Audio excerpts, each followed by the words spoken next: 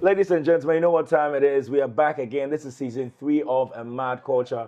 And yes, you can tell that Mandem is I'm trying to calm down for a very hyped experience, you know. With the one and only. You've seen the title, so you know who I'm about to speak to. It's the one God himself. BET, TGMA winner, a leader, an icon, Afro Dancehall, Stonebwoy. Bless up. Big Manuel. What's happening? I'm grateful to be here with you. I know it's been a long time coming, but Yeah. I'm happy to have the opportunity also to. I think everything happens in its own time. Yes. So it's dope that you finally getting to do it. Now, people already know by this time, by the time this comes out, they'll know that we are coming off of a very exclusive event. Yeah. Where you more or less adored your Torture EP to a select few people. Yeah. And I just want to congratulate you on that as well. I think it has some amazing records on it. You haven't released, you know, an EP. I don't think you've ever released an EP before. I did one time in 2016 or 17. It's called a Livingstone EP. Right. Yeah, okay. It was released with VP Music, you know. Yeah. So So this will be my second EP. Second EP. Yeah. Okay. So you putting together these songs, did you have like a particular mentality around putting it together, and why did you choose to call it Torture? Yeah, I trust that the artist's journey is actually one that is built around their experiences as they mature and as they leverage and as they level up, you know.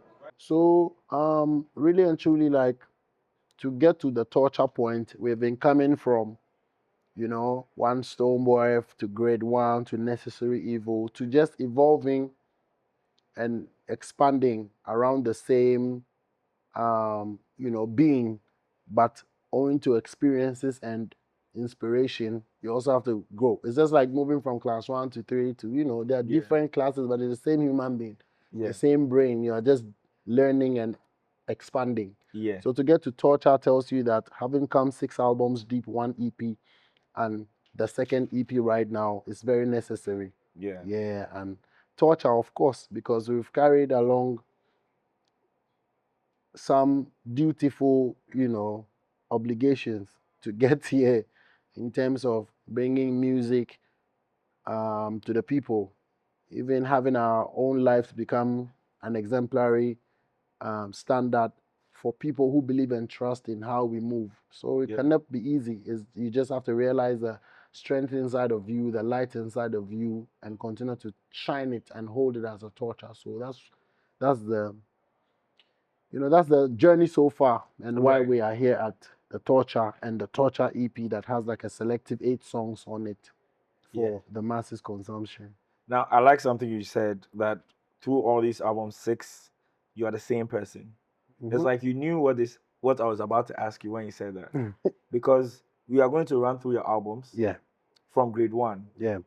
Now, I want you to think back to grade 1. What was your life like when grade 1 was coming out? My life was at a very, very, very, very tough. You know, I use very 3 times, maybe more, because at every level, one very goes off.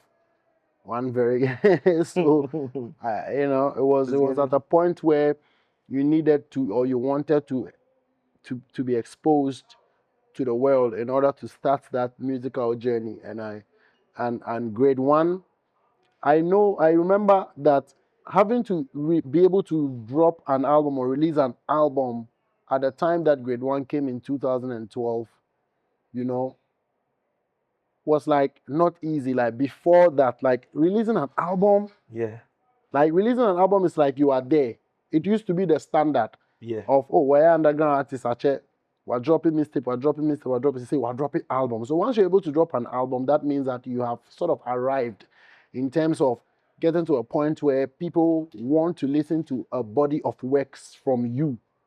Nothing that has, let's say, some very, you know, influential samples from somewhere that you can ride on. But this time you are serving them all of you. I can remember that those moments were not easy. You know, it's like birthing your first child. You know, I think my grade 1 album had like a number of 13, 14 songs. Yeah, it had Onumade, it had Climax, Climax with Samini. with Samini on Yeah. it.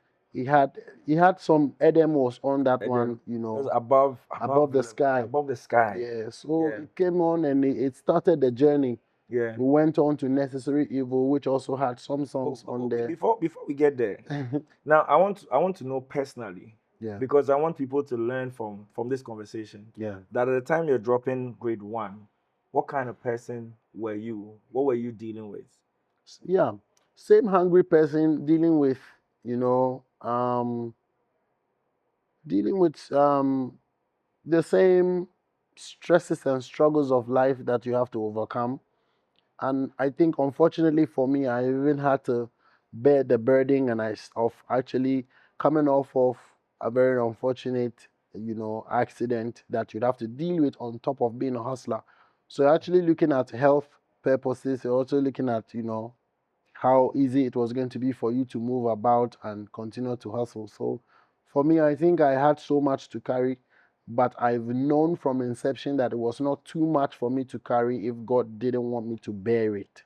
You know, that actually also shaped me into understanding my purpose and knowing what I'm supposed to be already, because I'm somebody who really believes.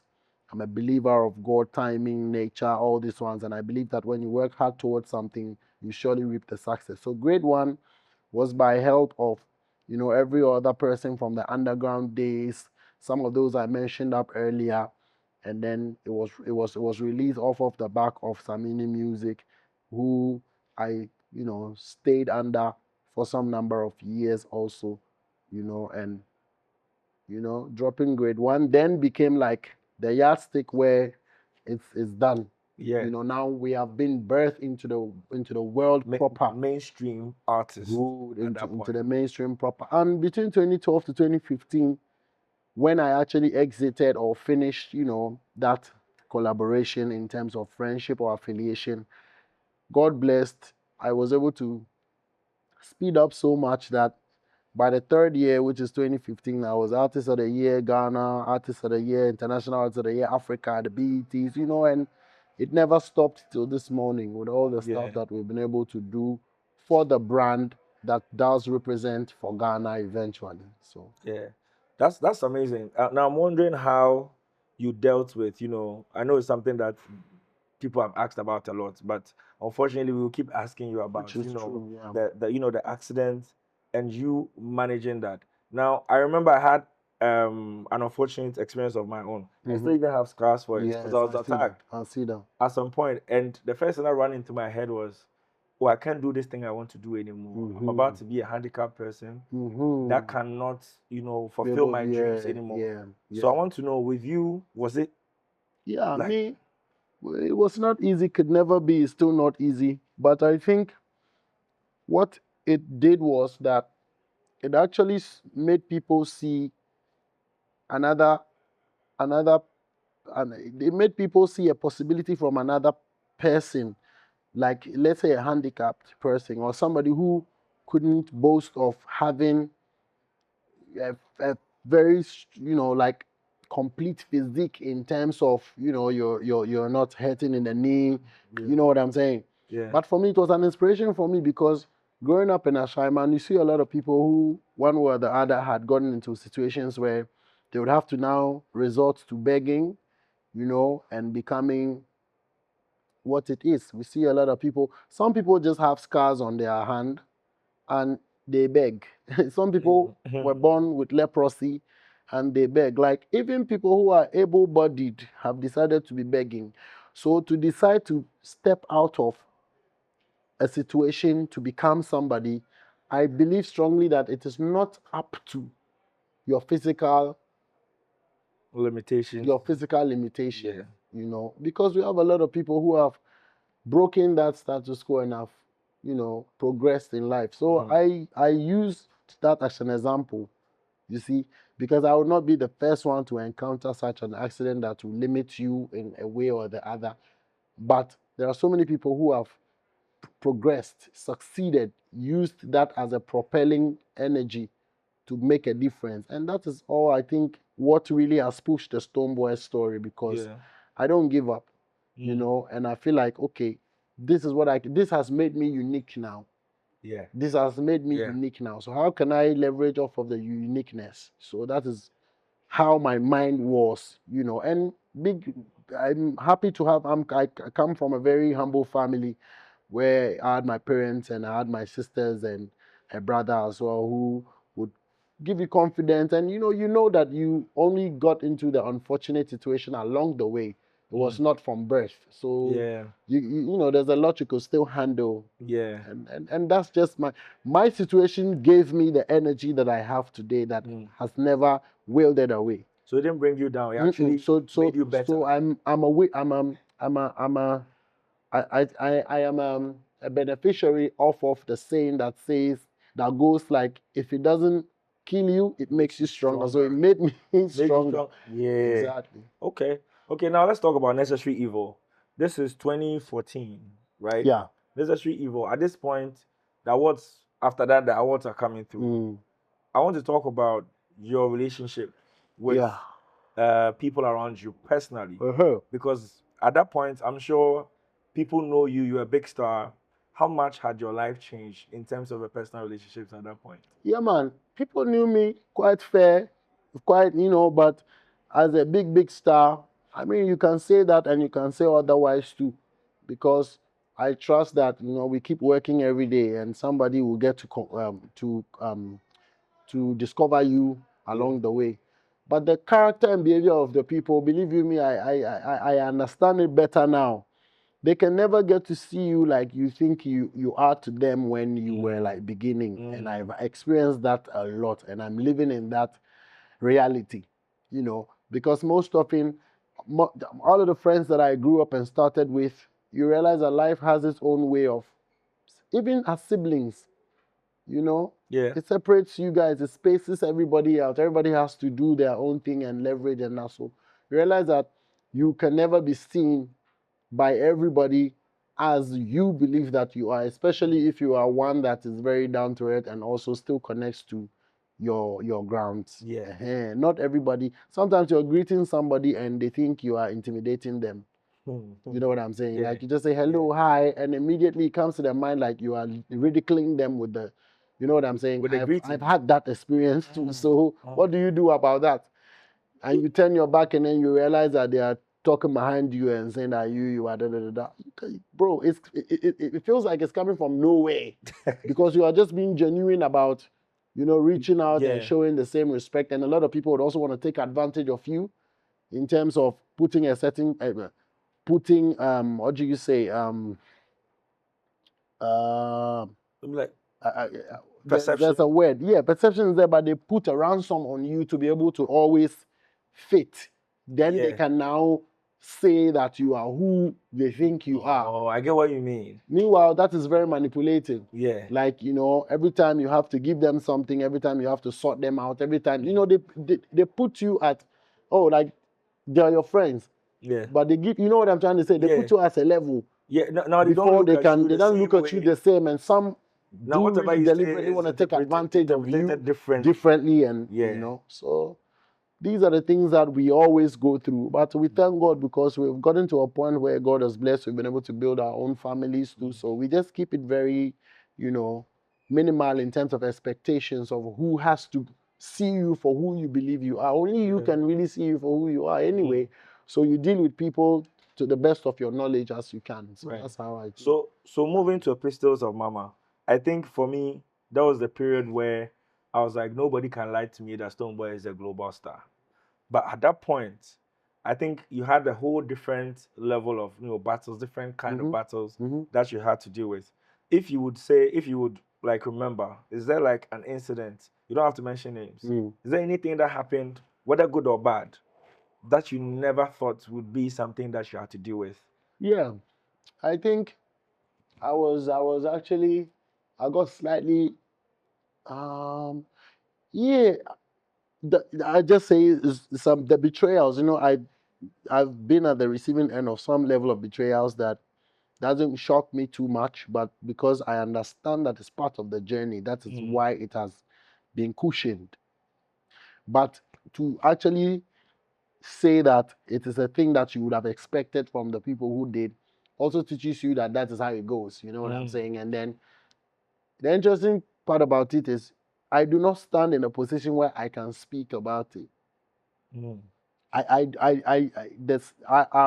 Our environment does not favor, you So know, wait, so are you saying whoever that, is in my position to speak about it. so you're going through something and the thing bothers you, but then you are not able to express yourself because of the position you are in? Exactly. But doesn't that take a heavy toll on you? Yeah, but you are who you are now. So, however, you have to deal with it and manage it and find other means of actually expressing those, you know. And I trust that somebody else who is in my shoes or some can relate, not particularly in my shoes, but in a similar, where by the time you want to speak about that, you're actually empowering the situation. Yeah. Do you get what I'm saying? So if you kept silent, it would actually take a different turn. And if you speak about it too, it empowers the situation. It becomes, that's what I'm saying, our environment is set up like that. It becomes it becomes news. So nobody listens to you for, or nobody hears you for the reality's sake. Yeah, for what you're saying. They are hearing you to comment. They're hearing you to make a certain, you know what I'm saying? Like, so the best thing you will do is to just, you know, manage it otherwise. So these are some of the things that I would foresee that, okay, you wouldn't expect that it show up because you come with a pure heart. And I think, I'm telling my story, I've been through that. And most of these ones, I have the final say, and my say is the one. Now again, if I come to say that, it will be me hurting other people. Because when both sides of the story hit ground, you know what I'm saying? And I personally am one that doesn't want to be in the news for such and such. Right. That's the thing, because this is personal. Somebody would do come to but I think you can realize that I always manage to not give a full blown explanation. But but that's how it is, and it's fine with me. You know? So from Epistles of Mama to Alagua Junction, I feel like at that point there had been a lot of, if I'm being more specific, a lot of back and forth with the rivalry in the industry. Yes. And that's what we are more or less talking about. But let me be a bit more specific. Yeah. That when there are these issues where you wake up in the morning and there's a video going around bad mouthing you or saying things about you that you don't appreciate. Yeah. Now, you already mentioned that you're not the type of person that wants to be out there explaining. Yeah. People don't even understand. They don't want to do. But then I know that personally, you just become content. You become content. Yeah, that's true. You become content, But not then for what how do you manage it on a personal level when Yeah. the minute you take your phone, or even when you're not holding your phone, the calls and the messages and everything around you is going that way? How did you go through it? Now when you think back about No, not thinking back. We are still in the same type of, especially from the album and Royalties that you mentioned till now. Not so much has changed in terms of behavior in that rivalry space, but it has gotten worse. Really? Yes, it has. Of course, it has gotten worse. Maybe I've convinced myself that it's not that bad. No, it has gotten worse, and I think it will just keep getting worse because under my watch, I am a witness, and I've served and followed many of our big artists before arriving at my own, duty. It has never been this toxic, whereby now you find out that there's a cross-section of the masses who actually celebrate that. So it has become a thing that you have to balance. Yeah. And it's taking a big toll on our progress as an industry. You see, because instead of such heightened level of toxicity, we could have channeled that into something very productive, or very constructive, so that our industry would see the shine that it deserves. That's how I can summarize it till tomorrow. Because it's gotten worse. You wake up sometimes, somebody just wrote something. I was driving, coming here, somebody wrote something, and I'm like, bro, how does this make sense? I don't know, it's interesting you're asking, but look at something check some okay, whenever you decide to drop your EP, we're also going to drop a track on that day. There are a million dates. Yeah. You can actually also drop on that day, of course, without telling anybody. Yeah. Yeah. That's true. Yes. So then it's intentional. So you see the intentionality behind having to. Now the thing is that person is your target. That person is your aim, of course, because if you cannot do without having to tag along somebody so much, then it means that you are definitely a slave. You are very non-directional. You don't have it. You are reactionary. You just move according to how the other you just person is move moving. according to other people's hard work and success to find some cramp out of it to try to use on yours. That's how I regard such things. But have we gotten this low, where we cannot operate within this wide range of space that is there for everybody? So you can understand, and you're saying the attacks, the unnecessary attacks, like we have come to an era where people have successfully tapped into other people's reality and is using that for their advantage, against other people. Do you get what, you get what I'm trying to say? And I get you. And I think it's just too much to handle whilst we are all trying to move forward. Things like this weigh us down even better, even more, and it doesn't allow us to. So yeah, I just try to deal with it the way I can deal with it. One thing I know for sure is that I don't let it, I don't let it weaken me. I am aware of whatever all these ones are, and for me, I'm not the type I'm not a social media, there's social, now people really live in the clouds. Yeah. And they have detached themselves from, they don't, it's like a whole different world. Like a whole different world. You can insult somebody online today and meet them in the next minute, and you have convinced yourself that you have not done anything.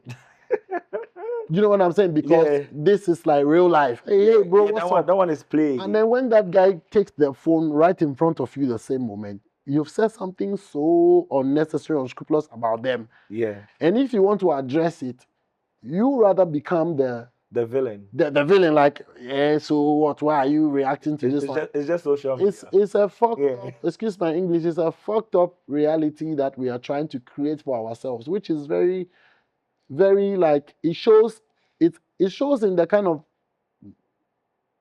capacity, or it shows in the kind of quality that we are building for ourselves. So we should not be surprised about the kind of output that we will get in the near end.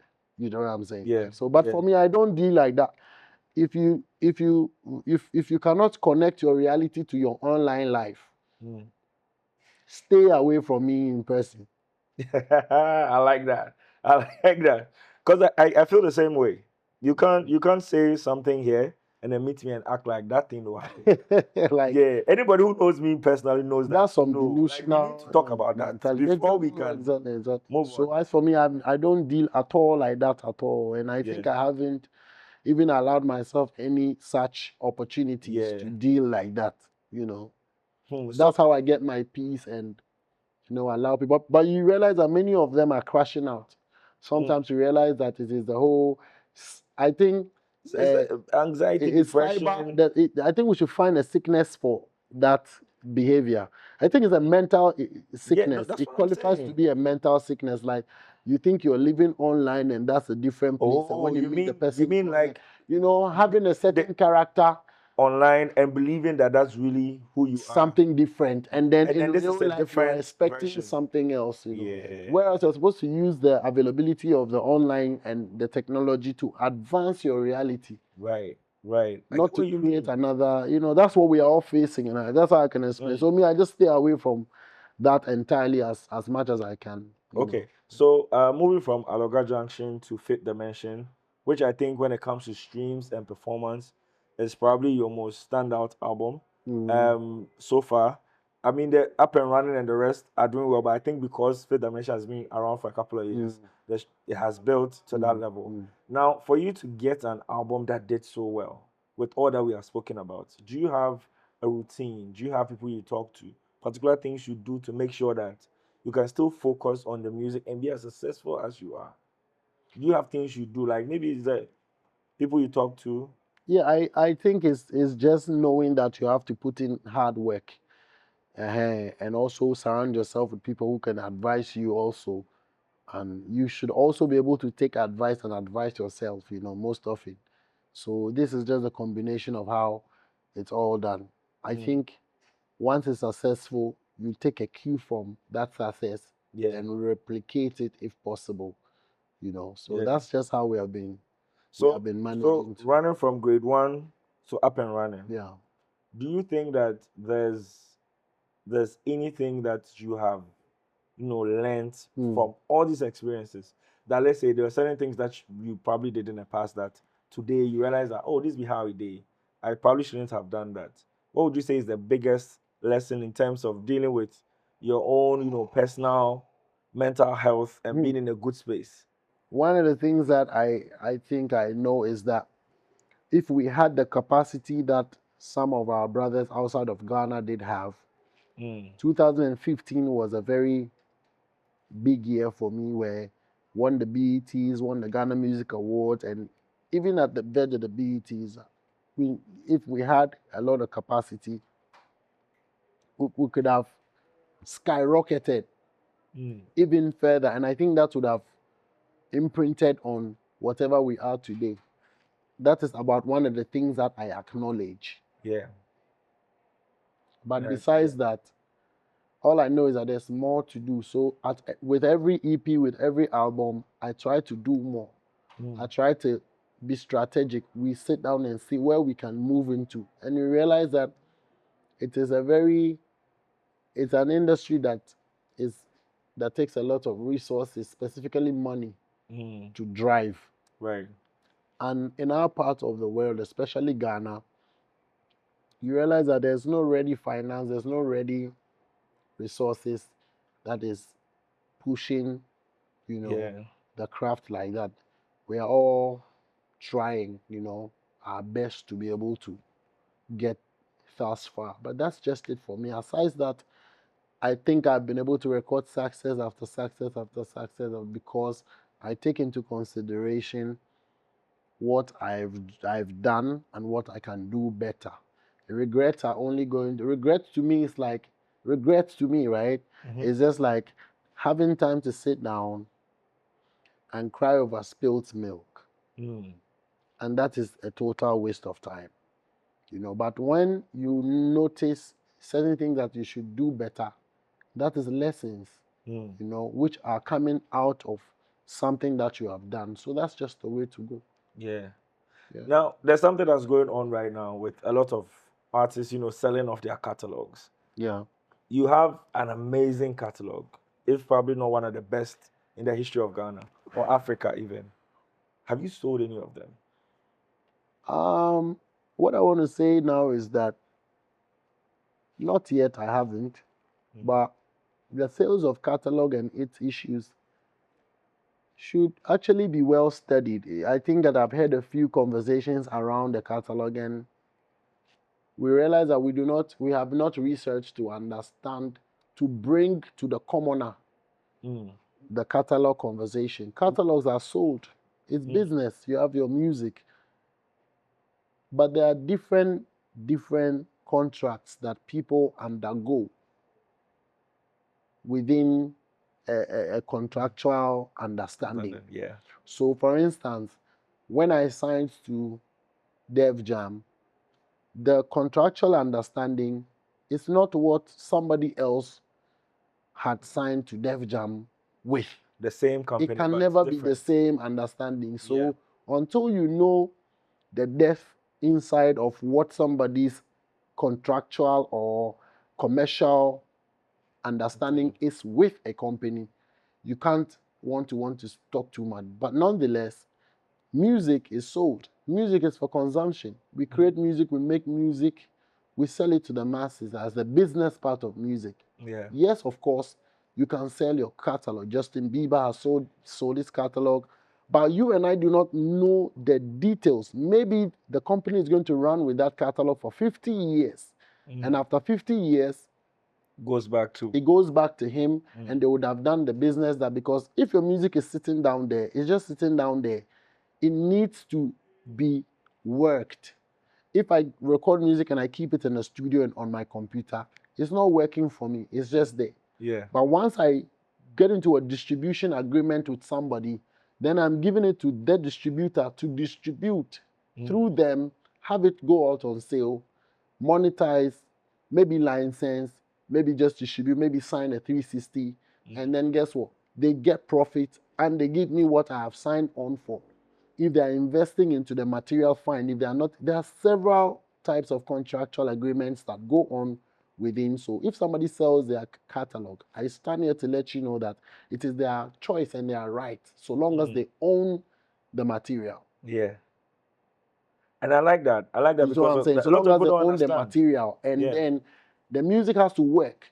In some instances, some people have sold it for some term and have some percentages in there, and after recoup, it's business. So I will be very honest to make the masses know that people have the right to do with their material what they want. Yeah. Some may be dumb decisions. When you go and look into the overall contractual agreement, you realize that they will lose in the end outright. Some too are smart decisions. The Weeknd has actually gone into to lease or to make a business, let me tell it that way, with his catalog for $1 billion. Wow. Which is reported to be the highest. He has actually stored it like a property. Yeah. Like against the catalog, he has loaned that money from the bank. So now he has that money, but he hasn't. It's how everybody wants to do the business, but catalogs are there for business. And his name is still on the song. So and if you can own, perform it. Some people believe that if you own your catalog and you haven't sold it, the best. Yeah. But really and truly, you have to find a way, as far as I'm concerned, to own your catalog, no matter the kind of business you do with it. Okay. Okay. So even So if that you it's your sign property. it's still Some even if it goes, it comes back. Some people would have signed their catalogs out entirely, so it's never theirs anymore. They've sold it out. Right. And they've taken some X amount of money. And those who have the catalog now as a company will work with it for that till that kingdom come and make as much as they want to make. Some people would lease their catalog because it has to work and take a sum XXX and then also get percentages off of the catalog after the company has recouped the monies they gave them. So that's the business. Give it to them, make something, make your thing. So these are separate conversations. It depends on who and what you're going for. Right. I don't frown at. I think the choice is yours to make. However, because if you have like you're creating music is there, it's stuck. You're only getting royalties off of the music. Yeah. Your royalties, mechanical royalties, performance royalties, when you go and play shows, the stream. And the stream, as far as I'm concerned in this era, the streams, once you have a record company that owns the material, all the stream goes to them basically. Yeah. Because they would have given you an advance for the recording fee or whatever. So who pays for the song owns the song, as far as I'm concerned. If that is going to change soon, we don't know yet. So, it's business. I think I've shared light on, I think there are options. I don't know what options other people have gone for. Some may have sold their catalog entirely 100% and collected some X amount of money. They are okay with it. They don't own it anymore. But they have made monies off it. Yeah. Maybe in the long term, the owners would have recouped that money and made more money. Some people will also lease it or take some sum of money, give it to the guys, and have it in rotation. I built a house and I'm giving it to Airbnb to manage. Yeah. Right. Airbnb would hence own the house, but I'm part of the ownership. Like I built it, it's there. Yeah. Or you can say I own it and Airbnb is running it for me. Right. Airbnb has given me $1 million. I'm just saying X amount. Yeah. And then they will now work with it within that a number of years. So within that 6 years I cannot say I own it because they have paid me for it. So up until maybe they recoup their 1 million. Yeah. If that is the kind of contract I signed, then I now will be earning some percentage of the catalog, and they also earn some. So different types of understanding. So when I do get a good deal, of course, as I try to learn on the work, so I do not believe that I have made an error like that yet in any of these contractual agreements, because I came up as an underground artist who has always been my own boss. So if I have a penny, I invest my penny, I just keep running. So it's always been my dealing from my first album to Episodes of Mama, which I had a contractual agreement with Xylophone Music. That done, went on to Angloga Junction entirely myself. Then went on to Fit Dimension, did a licensing deal with Def Jam through UMG. Then immediately went on to Up and Running, did a licensing deal with Warner Music ADA.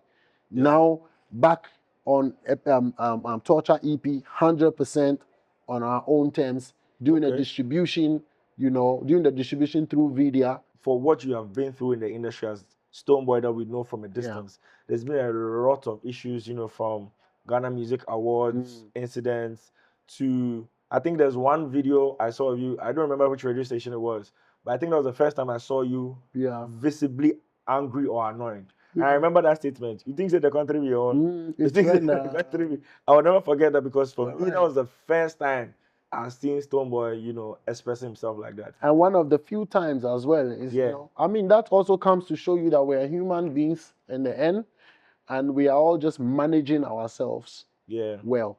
So because, so I just wanted to add that of all these years, do you think, regardless of how you handle yourself, do you think it changes who you are as a person? Because eventually it feels like people are coming at you. At a point, I think it's not realistic to think that it won't change you as a person. You are very right. There's the implications. I respect the fact that you just stated people are coming at me.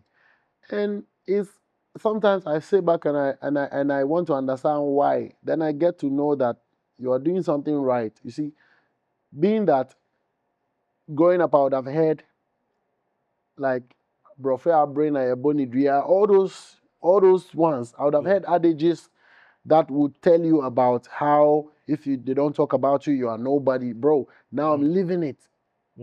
And it's just only interesting and unfortunate that it is there's so much misconception being created by rival camps and natural haters who cannot relate to our vibe, because it's music and arts. You're not supposed to relate. It's not a problem. Somebody feels like Kojo Manuel is not that dope. His music is art, his creativity, his MCing is art. They feel like so and so is dope. Another person cannot understand why Kojo Manuel is not the dopest. Is that an argument? Everybody sticks to what they enjoy, because both of them are giving them something that they can relate to. Should that something stop, we are all normal people. You know what I'm saying? So having gotten to a point where I think I get the most, I'm getting the most, I'm grounding myself in a foundation that you're doing something right. So you have to stand firm, protect and guard yourself. To be able to continue, because it is aiming to bring you down. It is aiming to bring your spirit down. Like the more you grow, the more your haters, the more your lovers. You know what I'm saying? So I am aware, and I think it's good to be aware. I think it's like a good thing when the haters are pounding on, because like you said, the more the haters, I think who's like more papers. Okay. It's never. I don't think it's a good thing to always. But it's like a testament to the fact that you're doing well. Exactly. For being a testament there, in my specific case, absolutely, because all I see in front of me is hard work, pushing, inspiring, and standing up against all odds and moving. That's what I see. And then every other thing that's coming is like coming through envy, hatred, all of those ones it's not supposed to be normal. But that is how life is. So what do? I have to guard myself. I have to watch myself. I have to protect myself. I have to take care of myself. I have to make sure that I do not fall a prey. And that's what you're saying. One of the times you saw me in my full glare, and we do have to express it once and once. But that is it. Whoever is getting headache because of my existence is suffering more than me. That's true. Because I think we spent a lot of time. So let's talk about the Torture EP. You already or we spoke there about what the torture represents. For the people watching us right now, when they are wondering, where from this torture thing? Are you torturing somebody or you get some torch? Yeah, both ways. Because the torch is light, and when the light shines into the darkness, that darkness is tortured. You know, so it can be described both ways. Both ways. You see it. So that's just what I'm preaching, that we have to realize the fire in us, and any positive person has light, because light is a positive, you know, element. Right. You see. So bring out the light in you, realize yourself, you know, of who you are, and shine your torch. Because I can really speak of it that in today that I find myself, it is very easy to be hated upon once you're doing something solid. Everybody has an opinion that is televised. Yeah. Before, most opinions would have remained in their rooms, within their walls. But technology has given all of us an opportunity to televise, you know, our opinions, which become the news somewhat. So we are in a very dangerous times right now. right. We are in a very dangerous time that is sickening, that is bringing a lot of mental illness, that is killing souls, minds, spirits. As a spiritual person as I am, I tell you this on authority. We are in some dangerous moments, you know. So the wise has to seek shelter in the Most High. The wise has to burn his torch even brighter. Yeah. You know what I'm saying? So yeah, man, that's all the torture is about. Personally, I express myself with some 8 tracks.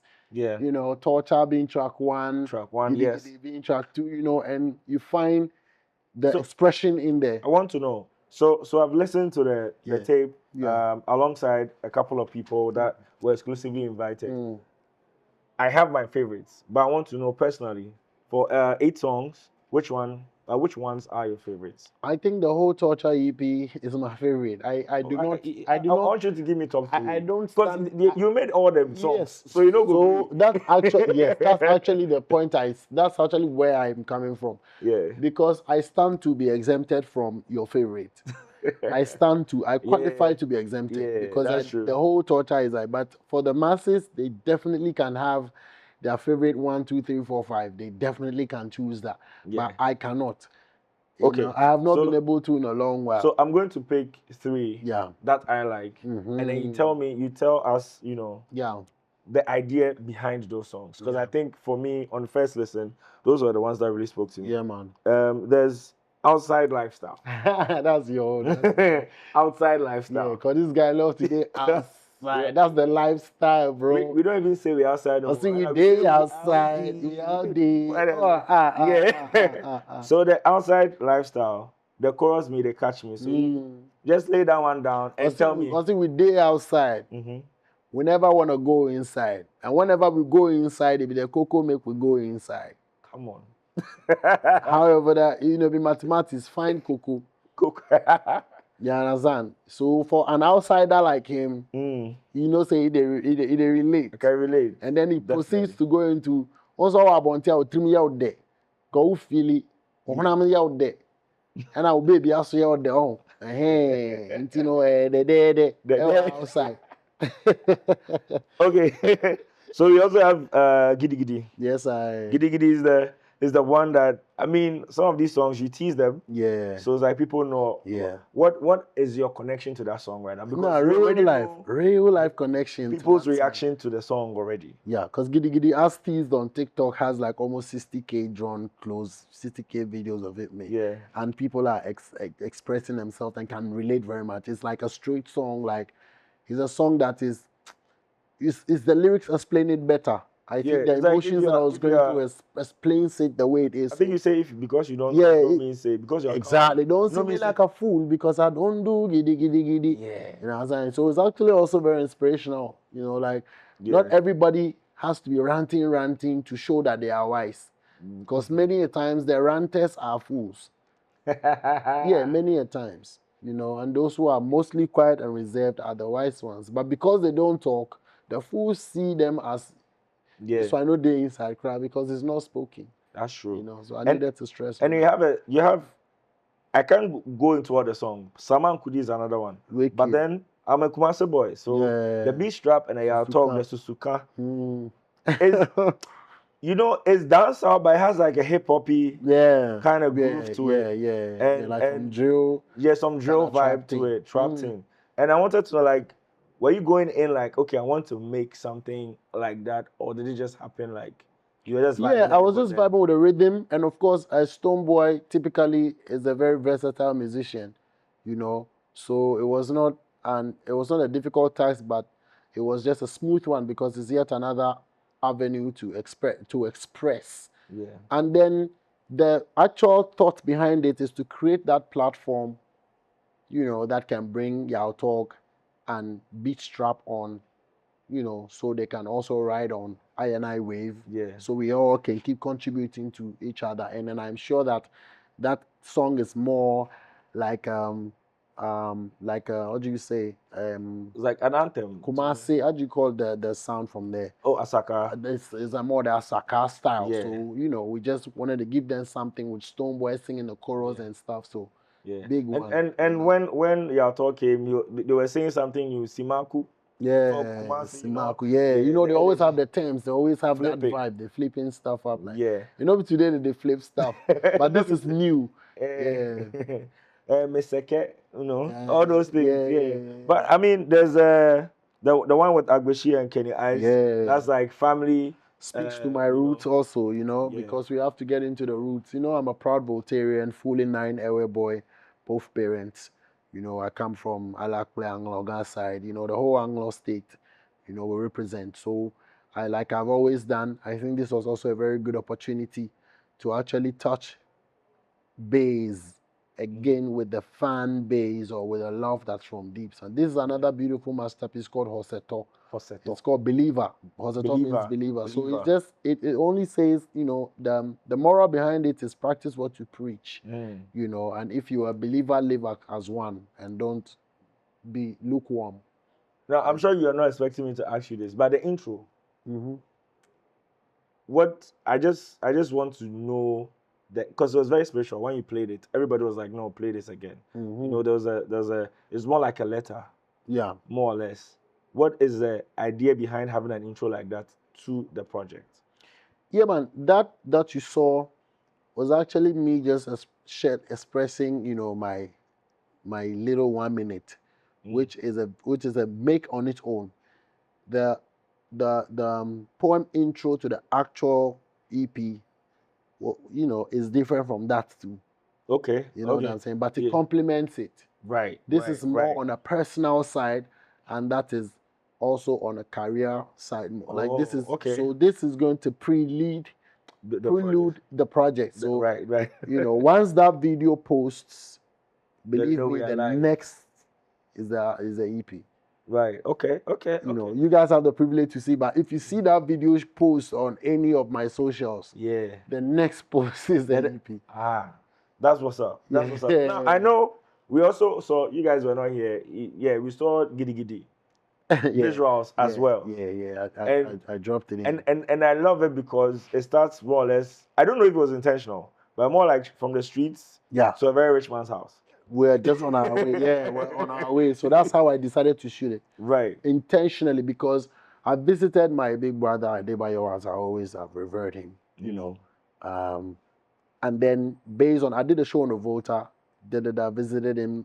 I was close, so I said I'm passing by. And then during our interactions, we spilled the Giddy Giddy song like that. And everybody was like, ooh. So he's like, nah, bro, that's fire. I want to be the one. I want to just make it available. I'm like, yeah, you can on TikTok. So he did a nice collaboration of, you know, he collaborated he curated some videos and dropped it. Okay. You see. And then so when I thought about shooting the music video, I love that energy that was given off on TikTok already. So I said, let's replicate that energy. So we took our Nkukunkankra and start to shoot a video from Accra to Togo.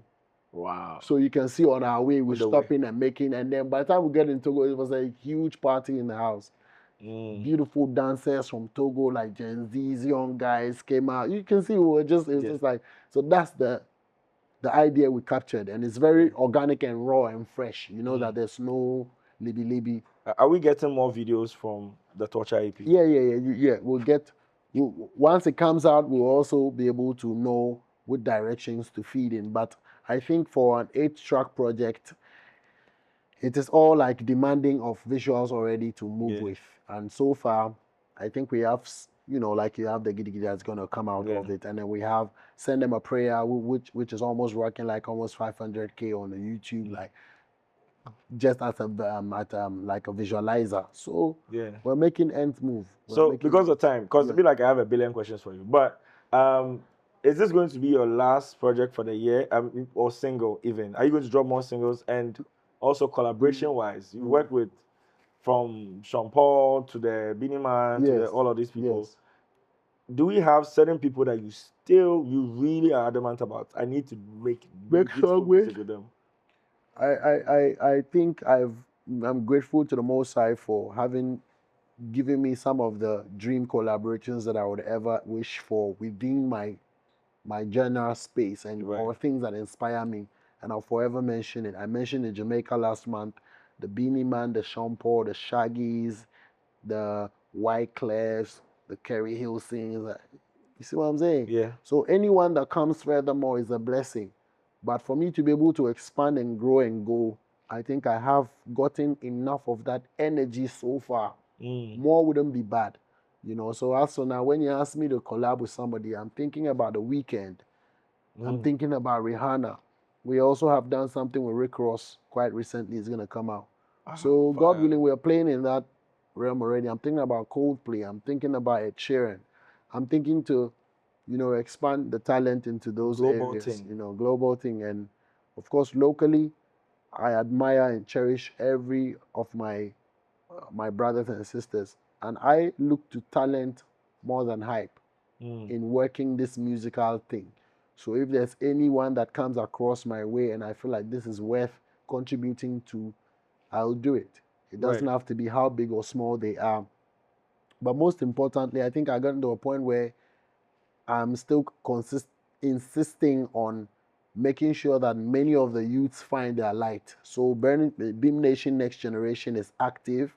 We're about to start rolling projects out from some of the young up and coming, which will need to give some strength. So that's my focus even now more. But this is not the last. I'm not sure this is going to be the end of my releases for the year. I can't tell you that. Maybe right after the EP, because strategically 3 or 4 of the songs have been banging already. So you're actually in for only 4 songs. So by December, when the weather changes, you know how consumption goes really quick lately. By the time the EP comes, trust me, in 1 week, somebody will finish it, and they want more. So I cannot tell, but I'm sure that let's see how it goes. If the energy is right and the time is calling, we can smash them more songs before the year ends. That's what's up. I mean, our time is up, but I'm going to tell you 2 things. Beam Festival. Yes, Rasta. Is coming. Also, the one song we didn't talk about.